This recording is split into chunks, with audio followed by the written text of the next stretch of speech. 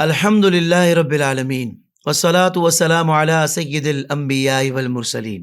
ناظرین کرام، السلام علیکم ورحمۃ اللہ وبرکاتہ۔ آپ دیکھ رہے ہیں آئی ڈی ایس کے پلیٹ فارم سے بہت ہی پیاری نشریات جس کا نام ہے رحمت رمضان۔ میں ہوں آپ کا میزبان حافظ محمد طاہر قادری۔ الحمدللہ رحمت رمضان نشریات آپ ہر سال دیکھتے ہیں، آپ ہمارے ساتھ شامل رہتے ہیں۔ اس مرتبہ ہم ایک بہت منفرد پروگرام لائے ہیں جس کا نام ہے قرآن کی دنیا، اور بہت پیاری خوبصورت بات یہ ہے کہ قرآن کے موضوع پر گفتگو کرنے کے لیے جس جید عالم دین نے ہمیں وقت عطا فرمایا ہے وہ ملک ہندوستان، میرے خواجہ غریب نواز کے ہندوستان کے ایک زبردست عالم دین ہے، بڑے ہی مستند عالم دین ہے۔ جی ہاں، علماء کے گھرانے سے ہیں۔ آج بھی جیسے کہ آپ نے ان کا پوڈ کاسٹ دیکھا ہوگا کہ آج بھی ان کے خاندان میں کم و بیش 148 علماء کرام موجود ہیں، اور الحمدللہ اس خوبصورت خانوادے سے آپ کا تعلق ہے، یعنی علمی گھرانہ ہے۔ تو ظاہر بات ہے کہ جس نے بچپن اپنا ایک علمی ماحول میں گزارا ہو، دینی ماحول میں گزارا ہو، جن کی تربیت بڑے بڑے اساتذہ کرام نے کی ہو، جن کو گھر سے بھی ایسی تربیت ملی ہو، پھر ان کا انداز کیسا ہونا چاہیے قرآن پاک کو بیان کرنے کا۔ ناظرین کرام، چونکہ نام پروگرام کا تھا قرآن کی دنیا، تو ہماری چاہت تھی کہ اتنے بڑے عالم دین جن کو ایک عرصہ ہو گیا قرآن پاک کا درس بیان کرتے ہوئے، تفسیر قرآن بیان کرتے ہوئے، تو پھر عالم دین بھی ایسے ہی ہونے چاہیے۔ تو الحمدللہ ہماری خوش نصیبی کہ ہمارے درمیان وہ شخصیت، ہم نے صرف ان کے ساتھ پوڈ کاسٹ کیا تو لوگوں نے کہا کہ بھائی صرف کیا پوڈ کاسٹ ہی کریں گے، اس کے بعد دیگر پروگرامز نہیں ہوں گے حضرت کے ساتھ؟ تو عوام کی طرف سے بہت ڈیمانڈ کی گئی، بہت زیادہ اس بارے میں عوام کی چاہت کا ہمیں اندازہ ہوا کہ عوام چاہتی ہے کہ حضرت کے ساتھ ایک سیریز ہونی چاہیے۔ تو الحمدللہ ہم ایک ایسی جگہ پر جو نہ کہ پاکستان ہے، جو نہ ہندوستان ہے، ہم نے یہ انتظام کیا کہ حضرت کے ساتھ پروگرام کی ایک سیریز کی جائے۔ پروگرام کا نام قرآن کی دنیا، اور اس میں مختلف عنوانات پر بات کی جائے مگر قرآن سے۔ اور یہ الحمدللہ ہم سب کے پیارے محبوب اور مرغوب شخصیت حضرت علامہ مولانا مفتی سلمان احمد اظہری صاحب دامت برکاتہم العالیہ نے حضرت نے ہمیں وقت عطا فرمایا، اور یہ خوبصورت پروگرام کا گلدستہ لے کر ہم حاضر ہو چکے ہیں۔ تو سب سے پہلے حضرت کی بارگاہ میں السلام علیکم ورحمۃ اللہ وبرکاتہ۔ وعلیکم السلام ورحمۃ اللہ تعالی وبرکاتہ۔ مفتی صاحب، آپ کے ساتھ جب پوڈ کاسٹ کیا تھا تو یقیناً آپ کو بھی اندازہ ہوا ہوگا کہ لوگ پاکستان سے بھی بلکہ پوری دنیا سے الحمدللہ اور پورے ہندوستان سے لوگ آپ سے بڑی محبت کرتے ہیں۔ تو اس کے بعد آپ کو بھی آپ کے خاص دوستوں نے، خاص لوگوں نے کہا ہوگا کہ بھائی مزید پروگرامز بھی ہونے چاہیے آئی ڈی ایس کے ساتھ، کیا جذبات ہیں آپ کے؟ بالکل، آپ نے جو پوڈ کاسٹ کیا تھا وہ ہمارے مزاج کا تو نہیں ہے، چونکہ شروع میں ہی اس میں نے عرض بھی کیا تھا کہ لوگوں کے انٹرسٹ کے لیے سوالات ہیں تو ہم بتا دے رہے ہیں، ورنہ میری ذات ایسی نہیں ہے کہ جس کو پہچانا جائے، جس کو جانا جائے۔ ہاں، ہمارا جو مقصد ہے، ہمارا جو میدان ہے وہ علم دین کی اشاعت ہے، رسول پاک صلی اللہ تعالیٰ علیہ وسلم کی محبت اور ان کے عشق کی خوشبو پھیلانی ہے۔ سبحان اللہ۔ اور اس سلسلے میں مسلسل دن و رات سفر بھی کرتا ہوں، اپنے علاقے میں جہاں ممکن ہوتا ہے پہنچتا ہوں اور لوگوں تک یہ پیغامات پہنچاتا ہوں۔ آپ نے بھی فرمایا، حکم فرمایا کہ اس میدان کے ذریعے سے، آپ کے پلیٹ فارم سے لاکھوں لوگ اگر سنتے ہیں اور قرآن کے پیغامات سنتے ہیں تو یہ بہترین ذریعہ ہے، بہترین راستہ ہے دوسروں تک پہنچانے کا۔ اور ہمیں یہ نہیں معلوم کہ آج سننے والے لوگ ہی ہمارے مخاطب ہیں، بلکہ ہو سکتا ہے 50 سال کے بعد بھی اس کو سننے والے ہوں، اور کوئی بات ان تک اثر کر گئی ہو تو اللہ تبارک و تعالیٰ ان کو ہدایت دے دی۔ تو یہ آپ کے میدان کے لیے ایک بہت ہی بڑا اعزاز ہے۔ الحمدللہ الحمدللہ، اللہ آپ کو جزائے خیر دے حضور۔ میں دل سے آپ کا شکریہ ادا کرتا ہوں، اور آج ہمارے ناظرین جب یہ پروگرام دیکھیں گے تو پھر ان کو اندازہ ہوگا کہ بھائی ایک بھی پروگرام مس کرنے والا نہیں ہے، کیونکہ حضرت پورا رمضان رحمت رمضان نشریات ہمارے ساتھ ہوں گے، یعنی ہم نے پوری ایک سیریز حضرت کے ساتھ الحمدللہ کرنی ہے۔ تو آپ ہمارے ساتھ ہی رہیے گا، اور ساتھ اس انداز سے صرف نہیں دینا کہ آپ نے پروگرام دیکھنا ہے اور سیکھنا ہے، بلکہ لوگوں تک بھی اس پیغام کو پہنچانا ہے۔ اس لنک کو آپ نے ضرور لوگوں تک پہنچانا ہے، تاکہ لوگ جتنا قرآن سے جڑیں گے انشاءاللہ دنیا بھی بہتر ہو جائے گی اور آخرت بھی بہتر ہو جائے گی۔ دنیا میں بے شمار کتابیں ہیں اور ہر کتاب کے کئی فائدے ہیں، لیکن قرآن مجید کائنات کی سب سے بہترین کتاب ہے۔ قرآن کریم رشد و ہدایت کا بے مثال ابدی سرچشمہ ہے، اور کیوں نہ ہو، آخر قرآن کی دنیا ہے ہی اس قدر وسیع اور اثر انگیز کہ جو اس کی ڈیپتھ میں جاتا ہے، جو بھی اس کی ڈیپتھ میں جاتا ہے، اس کے دامن میں جہاں کی ساری بھلائیاں آ جاتی ہیں۔ ناظرین کرام، قرآن پاک بندہ مومن کی روح، اس کی جان اور اس کا ایمان ہے۔ یہ دین و دنیا میں فلاح و کامیابی کا وسیلہ اور آخرت میں نجات کا ضامن ہے۔ یہ انسانوں کو ان کی حقیقت سے آشنا کرتا، قدرت کے نظام پر غور و فکر کی دعوت دیتا اور کائنات کے اسرار و رموز ان پر منکشف کرتا ہے۔ بے شک قرآن حکیم کتاب ربانی اور وسیلہ شفا اور نسخہ کیمیا ہے، کیونکہ یہی تو وہ کتاب ہے کہ جس میں دنیا کے تمام انسانوں کے دکھوں کا حل بھی ہے اور ان کی اخروی نجات کی ضمانت بھی۔ دور نبوت کا یہ شاہکار جب تک عملی زندگی میں اپنایا نہیں جائے گا، وہ حقیقی پروسیس شروع نہیں ہوگا جس سے ہماری سربلندی کا آغاز ہوگا۔ اور میں کیوں نہ کہوں، بے شک یہی وہ کتاب ہے جس سے ہماری قسمت جڑی ہوئی ہے، جس سے امت کا عروج و زوال بھی وابستہ ہے۔ تاریکی میں بھٹکی ہوئی انسانیت اس نور ہدایت سے جب فیضیاب ہوتی ہے تو عزت و سربلندی اس کا مقدر بنتی ہے۔ جس طرح سرور کائنات فخر موجودات پیارے آقا صلی اللہ علیہ وآلہ وسلم کی ذات گرامی میں تمام اعلیٰ اوصاف و امتیازات، خصائص و محاسن جمع کر دیے گئے ہیں نا، اسی طرح قرآن کریم بھی وہ سرچشمہ ہدایت ہے کہ جس کی تعلیمات کی اثر انگیزی اور فیوز و برکات کا سلسلہ تا ابد جاری رہے گا۔ یاد رکھیں، امت مسلمہ کی عظمت و سربلندی، عزت و وقار، دین و دنیا میں کامیابی اور آخرت میں نجات کا راز صرف و صرف قرآن و سنت سے وابستگی میں موجود ہے۔ ناظرین کرام، آئیے بڑھتے ہیں، کیونکہ آج کا جو ہمارا ٹاپک ہے نا، وہ ہے قرآن کے نزول سے اس کے تدوین تک کی کیفیات۔ آپ کہیں گے پروگرام کا نام قرآن کی دنیا، اور پہلا عنوان بھی اتنا شاندار کہ بنیادی اس میں گفتگو ہوگی قرآن پاک کے حوالے سے، کیونکہ نزول سے لے کر اس کی تدوین تک کی جو کیفیات ہیں اس بارے میں مفتی صاحب آج کلام فرمائیں گے۔ تو مفتی صاحب آغاز کرتے ہیں گفتگو کا۔ میں چاہوں گا سب سے پہلے یہ ارشاد فرمائیں، کیونکہ دیکھیں معترضین جو ہیں وہ مختلف قسم کے اعتراض بھی کرتے رہتے ہیں، اور بہت سارے اہل محبت ہیں کہ جن کو بنیادی باتیں نہیں پتہ ہوتی، تو پتہ ہونا یوں بھی ضروری ہے۔ تو یہ اس بارے میں ارشاد فرمائیں کہ قرآن کریم جو کہ اسلام کی بنیاد ہے، یہ کیسے مان لیا جائے کہ یہی اللہ کی کتاب ہے؟ اس بارے میں قرآن کیا کہتا ہے، یہ ارشاد فرمائیں۔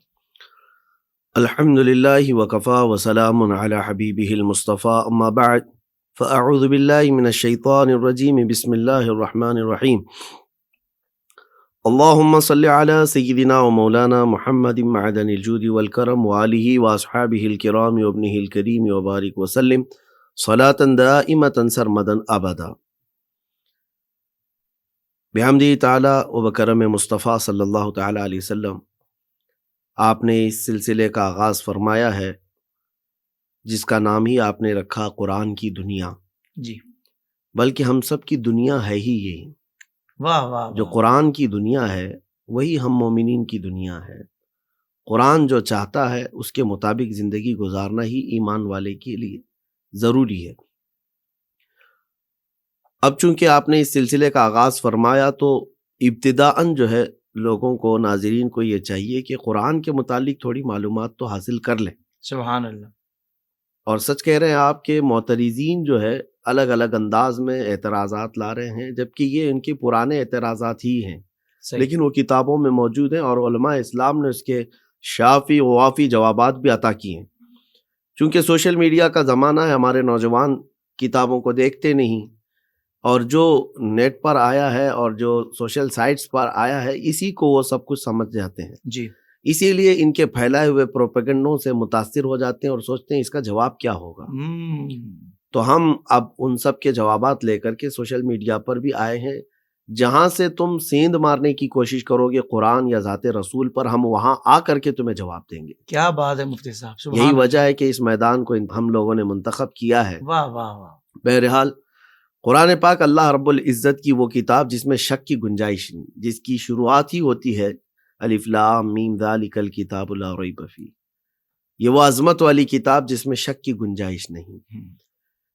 دیکھیں اب یہاں پر ایمان والوں کے لیے تو بات صحیح ہے کہ وہ پہلے سے ایمان لایا ہوا ہے بندہ، اور وہ قرآن پاک میں رائے کے دانے کے برابر بھی شک نہیں کرتا، اللہ کی کتاب ہے۔ اب آپ چونکہ سوال آپ کا یہ ہے کہ اللہ کی ہی کتاب ہے کیسے مانا جائے، تو پھر اس کے لیے قرآن کے چیلنجز جو قرآن نے خود اپنے اندر رکھے ہیں، واہ واہ، وہ ایسا نہیں ہے کہ اس زمانے کے لیے تھے، آج تک چل رہے ہیں۔ جیسے قرآن پاک میں رب تبارک و تعالیٰ نے فرمایا قُلْ لَئِنِ اجْتَمَعَتِ الْإِنسُ وَالْجِنُّ عَلَىٰ أَن يَأْتُوا بِمِثْلِ هَٰذَا الْقُرْآنِ لَا يَأْتُونَ بِمِثْلِهِ وَلَوْ كَانَ بَعْضُهُمْ لِبَعْضٍ ظَهِيرًا۔ محبوب آپ فرما دیں کہ اگر سارے انسان جمع ہو جائیں اور سارے جنات جمع ہو جائیں اور ایک دوسرے کی مدد کریں، اس طرح کا قرآن لانا چاہیں تو لا نہیں سکیں گے۔ واہ واہ واہ واہ واہ، یہ 15ویں پارے کی آیت ہے۔ تو رب تبارک و تعالیٰ نے جب یہ فرمایا قرآن کی یہ آیت موجود ہے، تو یہ چیلنج ہے قرآن کا کہ اگر واقعی تم یہ کہتے ہو کہ اس طرح کی کتاب تو انسانوں کی بنائی ہوئی ہو سکتی ہے، تو لاؤ پھر اس طرح کی کتاب۔ یہ تو کلام ربانی کی بات ہوئی، لا نہیں سکو گے۔ اور رب تبارک و تعالیٰ نے اس کے بعد پھر تخفیف فرمائی، ارشاد فرمایا فَأْتُوا بِعَشْرِ سُوَرٍ مِثْلِهِ، اس کے مثل جو ہے 10 صورتیں تو لے آؤ۔ اس کے بعد پھر ہوا قُلْ فَأْتُوا بِسُورَةٍ مِثْلِهِ، کہ اس کے مثل جو ہے نا ایک سورہ تو لے کے آؤ۔ تخفیف ہوتی گئی، یہ چیلنجز ہیں قرآن پاک کے۔ اور پھر اللہ تعالیٰ نے یہ بھی فرمایا وَإِن كُنتُم فِي رَيْبٍ مِّمَّا نَزَّلْنَا عَلَىٰ عَبْدِنَا فَأْتُوا بِسُورَةٍ مِّن مِّثْلِهِ، ایک سورہ اس کے مطابق لے آؤ اگر تم شک کرتے ہو ہمارے بندے پر اتاری ہوئی، بندے خاص یعنی رسول پاک صلی اللہ علیہ وسلم پر اتاری ہوئی اس کتاب میں تمہیں شک ہے تو لاؤ اس طرح کی ایک سورہ۔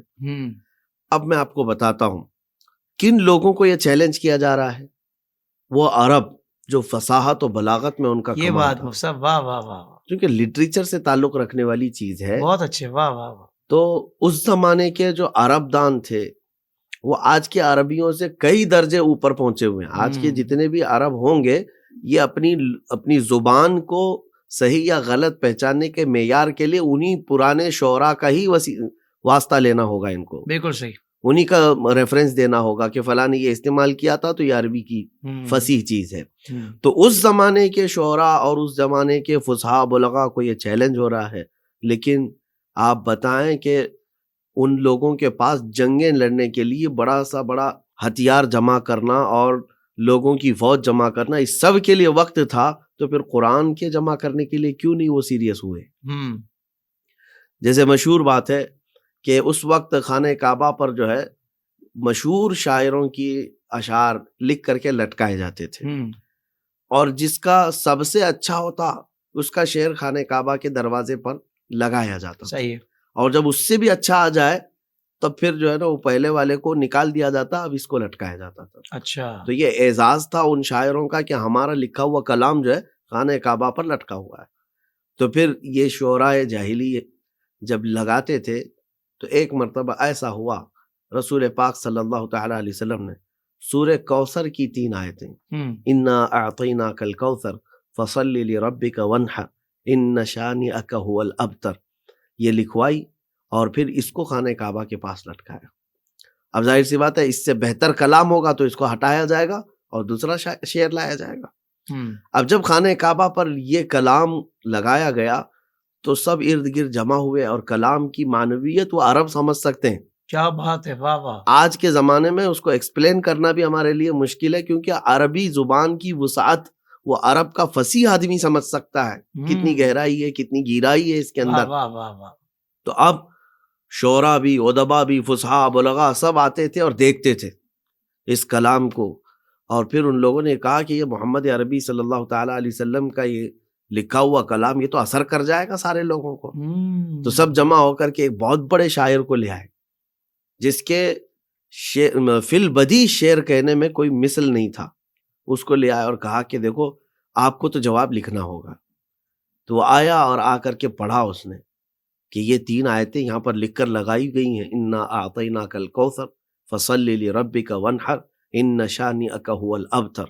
اس کے بعد اس نے کہا میں بھی جواب لکھتا ہوں، اور اس نے ایک ٹکڑا لیا، پارچہ لیا، اور اس پہ لکھا ما ھذا کلام البشر۔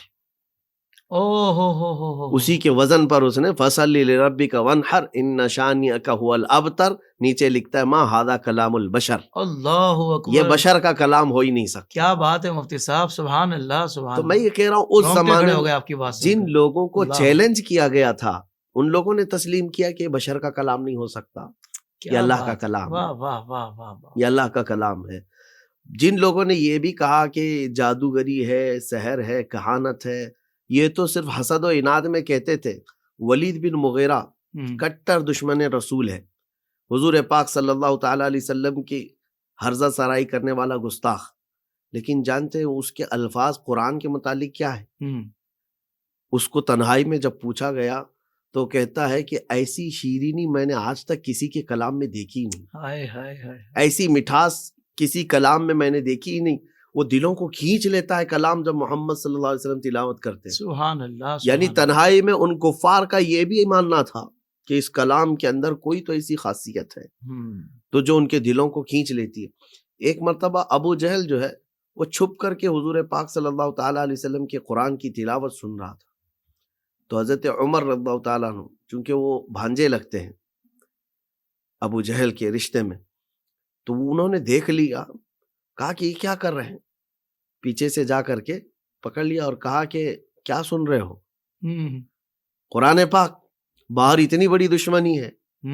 تو اس نے کہا ہاں تنہائی میں سن رہا ہوں اس لیے کہ اس کلام کے اندر جو جاذبیت ہے، کھچاؤ ہے، میں نے عرب میں ایسا کلام دیکھا نہیں ہے۔ واہ واہ واہ واہ۔ لیکن پھر ایمان کیوں نہیں لاتے؟ ناک کا مسئلہ ہے۔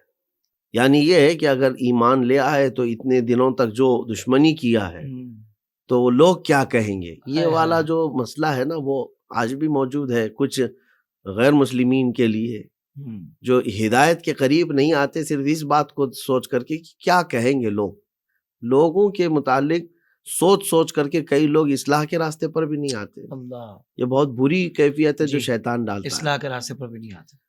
بہرحال قرآن چونکہ اللہ تبارک و تعالیٰ کی کتاب ہے تو یہ اس زمانے میں بھی ایسی محکم تھی اور آج بھی۔ چلے اس زمانے میں شعراء ادبا وہ نہیں کر سکے، اگرچہ ایک مشہور واقعہ یہ بھی ملتا ہے، لگے ہاتھوں میں آپ کو یہ سنا دیتا ہوں کہ مکہ والے بڑے پریشان رہے کہ چیلنج پر چیلنج ہے قرآن کا کہ اس طرح کی ایک کتاب لے آؤ، اس طرح کی 10 سورتیں لے آؤ، اس طرح کی 10 آیتیں لے آؤ، ایک طرح کی سورے لے آؤ، لا نہیں پا رہے ہیں، جبکہ ان کے جو لکھے ہوئے مکہ کے قصائد ہیں نا عربی میں وہ اتنے زیادہ ہیں کہ ان کا احاطہ مشکل ہے۔ ان کے جو دیوان ہیں، ارے وہاں ایک آدمی کسی کا انتقال ہو جاتا تو وہ اشعار اتنے پڑھے جاتے کہ 2 سال تک روتے تھے لوگ ان کے اشعار پر۔ یہ وہاں پر مرثیہ خوانی کا جو سلسلہ تھا، کسی کی ہجو، کسی کی تعریف، اس میں بہت کمال کو پہنچے ہوئے لوگ، لیکن 10 سورتیں یا ایک سورت یا 10 آیتیں بھی نہیں لا پا رہے۔ تو پھر ان سب لوگوں نے میٹنگ کی کہ جو فصیح و بلیغ شعراء ہیں ان کو کرائے پر حاصل کر لیا جائے۔ تو مکہ کے بڑے بڑے رئیس حضرات نے کچھ شعراء کا انتخاب کیا جو باہر کے تھے، مکہ میں رہتے نہیں تھے، ان کو بھاری بھرکم انعامات اور ان کو قیمت دینے کی بات کی، کہا اس قرآن کا جواب لے کے آؤ۔ تو وہ سب کہے کہ یہ تو آسان سی بات ہے، کر کے لائیں گے، لیکن سرسری طور پر آسان سی بات ان کو لگی ہوگی پیسہ دیکھ کر کے۔ اب وہ گئے اور اس کے بعد سال بھر ماتھا پیٹتے رہے لیکن بنا نہیں سکے۔ آئے دوسرے سال حج کے موسم میں یہ سب آتے تھے، مکہ کے بڑے بڑے یہ رئیس سب انتظار میں تھے کہ کچھ جواب لائے ہوں گے، پوچھا کچھ لائے؟ ان سبوں نے کہا کہ نہیں، وقت بیت گیا، کچھ لا نہ سکے، کچھ پیسہ اور دو ہمیں، اگلے سال لے کے آ جائیں گے، جواب لے آئیں گے۔ تو اور پیسہ لے کر کے گئے، پورا سال گزر گیا، پھر بھی جواب نہیں بنا پائے، لیکن کچھ ایسے الفاظ ڈھونڈ کر کے لائے جن کو عرب کے درمیان انہوں نے یہ سمجھا کہ یہ فصیح جملے نہیں ہیں، فصاحت سے گرے ہوئے ہیں، لٹریچر کی لغت نہیں ہے، یہ اصطلاحات نہیں ہیں۔ 4 جملے وہ ڈھونڈ کر کے لائے قرآن پاک سے، 4 کلمے، جملے بھی نہیں۔ تو انہوں نے کہا کہ یہی بہت ہے، اب اتنا ہی بتا دیا جائے کہ قرآن فصیح نہیں ہے تو عرب اس کو قبول بھی نہیں کریں گے، جو فصاحت سے گرا ہوا کلام ہے وہ اس کو ایکسیپٹ نہیں کیا جائے گا۔ کیونکہ دعویٰ تو یہ ہے کہ قرآن کے برابر کی فصاحت کسی کے پاس نہیں ہوگی۔ واہ تو اب یہ شعراء اگلے سال آئے، یہ سارے مالدار ان کے انتظار میں تھے، پوچھا کچھ لائے؟ تو انہوں نے کہا جواب تو نہیں لا سکے، لیکن 4 غلطیاں لے کے آئے ہیں جو فصاحت سے گری ہوئی ہیں۔ یہ لٹریچر سے تعلق نہیں رکھتے یہ کلمے، اور یہ قرآن میں آئے ہوئے ہیں۔ تو اب توجہ چاہتا ہوں میں، پوچھا ان لوگوں نے چلو ٹھیک ہے اتنا تو کر کے لائے ہو، وہ بتاؤ تو صحیح کیا ہے؟ تو ان شعراء نے کہا ایک لفظ ہے حضوا۔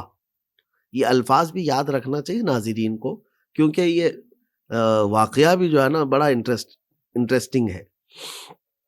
حضوا یہ مذاق کو کہتے ہیں عربی میں، لیکن حضوا کا استعمال عرب لوگ نہیں کرتے، استہزاء کہتے ہیں۔ صحیح، استہزاء ہوتا ہے، حضوا کیا چیز ہے؟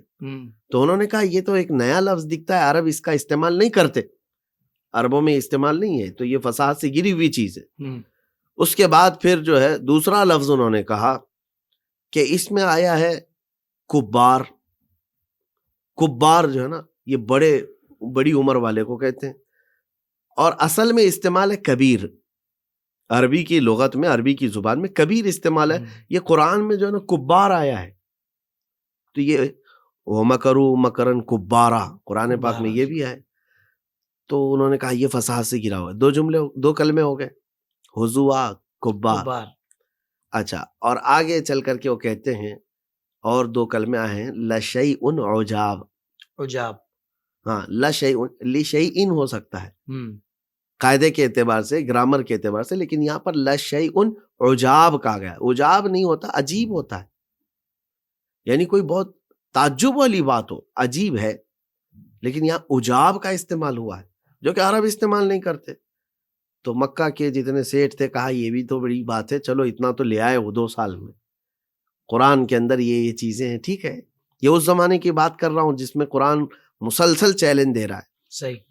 اب یہ ساری چیزیں لے کر کے گئے کہ آپ جاتے ہیں محمد صلی اللہ علیہ وسلم کے پاس اور کہتے ہیں کہ تمہاری یہ جو پیش کی جانے والی کتاب ہے یہ تو فصاحت سے گری ہوئی ہے، اور آپ کہتے ہو اللہ کا کلام ہے۔ تو یہ سب چیزیں لے کر کے حضور کے پاس آئے، کہا کہ ہم آپ کے کلام سے کچھ غلطیاں لے کر کے آئے ہیں جو فصاحت سے گری ہوئی ہیں، ان کا فصاحت سے تعلق نہیں ہے۔ حضور پاک صلی اللہ علیہ وسلم نے ان کے کلمے سنے ہی نہیں، کیا ہے کیا نہیں ہے۔ کہا کہ ٹھیک ہے لے آئے ہو تو اب فیصلہ بھی تو ہوگا نا، فصاحت سے تعلق ہے یا نہیں ہے، اس کے لیے میں ایک طرف ہوں اور تم ایک طرف ہو۔ ایسا کرو کہ جو عرب کا سب سے زیادہ فصیح انسان ہوگا اس کو آپ لے کے آؤ فیصلے کے لیے۔ تو ان لوگوں کے اوپر چھوڑ دیا گیا کہ آپ لے کر کے آؤ جو فصاحت اور بلاغت کا بادشاہ ہونا چاہیے، جس پر سب کا اتفاق ہو۔ بہت اچھے۔ تو اس وقت عرب کا ایک ایسا بوڑھا آدمی جس کی عمر 96 تھی، 96 سال کا تقریباً بوڑھا آدمی، جو پہاڑوں پر رہتا تھا اور شہر میں صرف اس لیے نہیں آتا تھا کہ شہر کی زبان اس کی فصاحت میں مل نہ جائے، اللہ اکبر، نئے کلمے مل نہ جائیں، شہر والے مکس کلچر والے لوگ ہوتے ہیں، اتنا بلند معیار رکھتا تھا، ہاں، کہ مطلب اس کی زبان کی فصاحت میں کوئی بات نہ آئے، اس لیے وہ پہاڑوں کے اوپر زندگی گزارتا رہا۔ کیا بات ہے۔ تو عرب کے سارے گئے اس کے پاس اور جا کر کے اس سے کہتے ہیں ایک مسئلہ آ گیا ہے، ایک مسئلہ آ گیا ہے کہ آپ کو فیصل بن کر کے چلنا ہے کہ ہمارے اور محمد صلی اللہ علیہ وسلم کے درمیان ایک مقدمہ ہو رہا ہے۔ انہوں نے الفاظ تو نہیں کہے، لیکن یہ کہا کہ کچھ فصاحت اور بلاغت کے متعلق آپ کو فیصلہ دینا ہے۔ بوڑھا چل پڑا کہ چلو ٹھیک ہے، فیصل کی حیثیت سے جانا ہے، میں آ رہا ہوں۔ جب وہ اس بوڑھے آدمی کو منا کر کے لے کر کے آئے حضور پاک صلی اللہ علیہ وسلم کے پاس، اس وقت نبی پاک صلی اللہ تعالیٰ علیہ وسلم جلوہ فرما ہے۔ لوگوں نے کہا کہ صاحب آئے ہیں اور فیصل کی حیثیت سے آئے ہیں۔ حضور نے دیکھا تو آپ بیٹھے رہے، بوڑھے کی عمر 96 اور 96 سال کا، اس کے لیے کوئی آپ نے وہ نہیں دکھایا۔ وہ آ کر کے دیکھا حضور صلی اللہ علیہ وسلم بیٹھے ہوئے ہیں تو وہ بھی آ کر کے بغل میں بیٹھ گیا۔ جیسے ہی وہ بیٹھا حضور کھڑے ہو گئے، حضور پاک صلی اللہ علیہ وسلم کھڑے ہو گئے تو پھر وہ بھی گھبرا کر پھر وہ بھی کھڑا ہو گیا، حضور پھر بیٹھ گئے، پھر وہ بھی بیٹھ گیا۔ ایک 96 سال کے بوڑھے کو اٹھک بیٹھک کرانا آسان بات تو ہے نہیں، اور پھر بیٹھ گیا تو حضور نے فرمایا یہاں نہیں، ادھر آ جائیے۔ تو اس کو سامنے بلایا، پھر اس کے بعد وہ سامنے بیٹھ ہی رہا تھا کہ حضور نے فرمایا نہیں ادھر ہی صحیح ہے، ادھر بیٹھ جائیں. یہ جو 2-3 مرتبہ ہوا سٹیا گیا دماغ کے اوپر. ظاہر سی بات ہے بوڑھوں کو جلدی غصہ بھی آتا ہے. غصے میں آیا بوڑھا اور بول پڑا محمد صلی اللہ علیہ وسلم پر. حضور کو مخاطب کر کے کہنے لگا یا محمد اتتخذونی ہزوا وانی شیخ کبار وان ھذا منکم لشیء عجاب. اللہ اکبر. یہ جملے تھے اس کے. کہا کہ اے محمد تم میرا مذاق اڑا رہے ہو، میں شیخ کبار ہوں اور یہ چیز آپ سے بہت عجیب ہے. وہ 4 کلمے جو شعرا ڈھونڈ کر کے لائے تھے غلطیاں ہیں، یہ بوڑھا وہ کلمے خود اپنے زبان میں استعمال کر رہا ہے جو ان کی نظر میں سب سے زیادہ فصیح تھا. سب سے بڑا فصیح تھا. اللہ اکبر. تو اب اندازہ کریں آپ اللہ کہ فیصلہ یہاں حضور پاک صلی اللہ تعالی علیہ وسلم دیکھتے رہے. ایک بار ان کو دیکھیں، ایک بار اس بوڑھے کو. کہا کہ حضور نے فرمایا کہ تم تو فیصل بنا کے لائے تھے، یہ تمہارا سب سے زیادہ فصیح انسان وہ کلمے استعمال کر رہا ہے. ہائے ہائے ہائے ہائے. اللہ اکبر. تو قرآن پاک کی جو اعجازات ہے ہر زمانے. ایک بار تو یہ شعرا ہیں ایک سورہ بنا کر کے بھی لائے تھے، القاریۃ ملقاریہ وما ادراک ملقاریہ. اس کے وزن پر وہ بنا کر لائے تھے الفیل ملفیل وما ادراک ملفیل خرطومہ طویل. اللہ. یعنی ہاتھی تم کیا جانو ہاتھی کیسی ہوتی ہے، اس کی سونڈ لمبی اور پونچھ چھوٹی. یہ بنا کر لائے. یہ بنا کر لائے تو لائے، لیکن اس پر خود ہی ہنس بھی پڑے کہ یہ کیا بنا ہے ہم سے. اللہ اکبر. تو قرآن پاک کے جو چیلنجز ہیں وہ برقرار آج بھی ہیں. چلیں یہ اس زمانے کی باتیں ہوئی. قرآن کو جو اللہ کی کتاب نہیں مانتے یا نہیں سمجھتے تو پھر آج ان کے پاس کس چیز کی کمی ہے؟ ہائی قسم کی ٹیکنالوجی ہے اور ہر چیز تمہارے پاس موجود ہے، تو تم کیوں نہیں بنا لیتے؟ اچھا ابھی کی بات میں بتاؤں. ابھی ایک آرٹیفیشیل انٹیلیجنس جو یہ سائٹ آئی ہوئی ہے چیٹ جی بی ٹی، جی اس پر بھی یہ چیز پوچھی گئی تھی کہ قرآن پاک، کیونکہ وہ ہر چیز دے دیتا ہے نا بنا کر کے. تو آج آپ اس پر بھی لکھ کر کے دیکھیں کہ چیٹ جی بی ٹی کیا جواب دیتا ہے. وہ یہی کہتا ہے کہ مطلب اس کی مثل جو ہے ہم کتاب نہیں بنا سکتے. واہ واہ واہ واہ واہ. یہ اس زمانے کی بات میں کہہ رہا ہوں. کیا بات ہے مفتی صاحب، جدید ریسرچ بھی بتا دیا آپ نے. بالکل. اور میں کہتا ہوں اس کے بعد آنے والوں کے لیے بھی چیلنج ہے، قیامت تک کے لیے چیلنج ہے. اس کے مثل کتاب نہیں لا سکو گے. ایک آیت نہیں لا سکتے حضور. نہیں لا سکیں گے. اللہ. اور بعض ملحد اس بات کو کیا سمجھتے ہیں جو ایتھیسٹ ہیں، کون سی کمال کی بات ہے، کون سی بڑی بات ہے. ایسی کتابیں تو کچھ جگہ بنی ہوئی ہیں تو ان کا وجود کہاں ہے؟ اگر تم نے بنایا بھی ہے تو ان کا وجود کہاں ہے؟ وہ ان میں موجود جو مشمولات ہیں، مضامین ہیں، پھر اس پر بھی دیکھیں گے، تفتیش کریں گے. اور قرآن جو ہے نا 1400 سال سے سورج کی طرح چمک رہا ہے. بھونکنے والے بھونکتے بھی رہے اور اعتراضات کرنے والے کرتے بھی رہے، قرآن کی چمک میں کچھ فرق نہیں آیا. سبحان اللہ سبحان اللہ. اور دوسری اس کی سب سے بڑی بات یہ ہے کہ یہ محفوظ کتاب ہے. ایسی محفوظ کتاب کہ اس کی کوئی آیت آج تک بدل نہیں سکا. اب یہاں صورتیں تو بہت دور کی بات ہے، آیتیں کوئی نہیں بدل سکا. جو قرآن پاک جس طرح سے حضور پاک صلی اللہ علیہ وسلم پر اترا تھا اسی انداز سے آج تک یہ قرآن موجود ہے. اللہ سبحان اللہ. اچھا آخر میں آپ کے اس سوال کے جواب کے آخر میں یہ عرض کروں گا، ہمارے نوجوانوں کے لیے سب سے بڑی چیز جو فخر کرنے کی ہے، دیکھیں کچھ معجزات حضور پاک صلی اللہ علیہ وسلم کے ہیں، جیسے آپ کے لیے اور میرے لیے اور ایمان والوں کے لیے بالکل یقینی ہے. حضور نے چاند کے ٹکڑے کیے، حضور نے سورج کو پلٹایا، نبی پاک صلی اللہ علیہ وسلم کے انگلیوں کے درمیان سے پانی کے چشمے جاری ہوئے. یہ ساری باتیں ہیں. ہو سکتا ہے ایک اجنبی جو ہے اس کو کہے تمہاری کہانیاں ہیں یہ، وہ کہے ہم یقین کرتے ہیں، لیکن سامنے والے کے منہ پر مارنے کے لیے سب سے بڑا چیلنج قرآن پاک ہے. یہ تو موجود ہے ابھی آج بھی.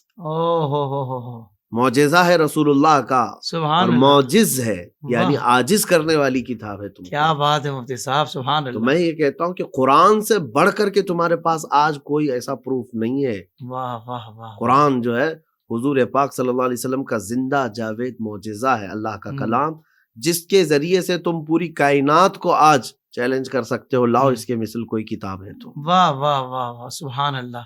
ساری کائنات کو چیلنج بھی کیا جا سکتا ہے اور مسخر بھی کیا جا سکتا ہے. بس آج جو زوال جہاں جہاں مسلمانوں کا نظر آ رہا ہے وجہ یہی ہے کہ قرآن سے دوری ہے. یہ اتنا بڑا آپ کے پاس اتنی عظیم کتاب موجود ہے کہ آج بھی آپ اس کے ذریعے جب آپ منہ توڑ جواب دے سکتے ہیں، منہ بند کروا سکتے ہیں ملحدین کے، تو پھر بھی ہم قرآن پاک سے دور ہیں، اس کی تعلیمات سے دور ہیں. مسلمانوں کچھ تو خیال کرو. مفتی صاحب نے جو واقعہ سنایا نا، تو میرے ذہن میں اعلیٰ حضرت کا وہ شعر آ رہا تھا کہ جب مشرکین نے یہ چاہا کہ بھائی ایسے فصیح و بلیغ عربی جاننے والوں کو ہم نبی پاک صلی اللہ علیہ وآلہ وسلم کے سامنے بٹھا دیں گے کہ نعوذ باللہ نبی پاک صلی اللہ علیہ وسلم ان سے کلام نہیں کر پائیں گے، تو وہ جب حضور کے سامنے بیٹھے تو ان کا حال کیا تھا؟ اعلیٰ حضرت نے کہا نا کہ تیرے آگے یوں ہیں دبے لچے فصحا عرب کے بڑے بڑے، کوئی جانے منہ میں زبان نہیں بلکہ جسم میں جا نہیں. ناظرین کرام، یہاں ہمارے پروگرام کا وقت مکمل ہوا، مگر سلسلہ ابھی باقی ہے، گفتگو ابھی باقی ہے. تو کل انشاءاللہ اسی موضوع کو ہم کنٹینیو کریں گے اور اسی پر بات کریں گے.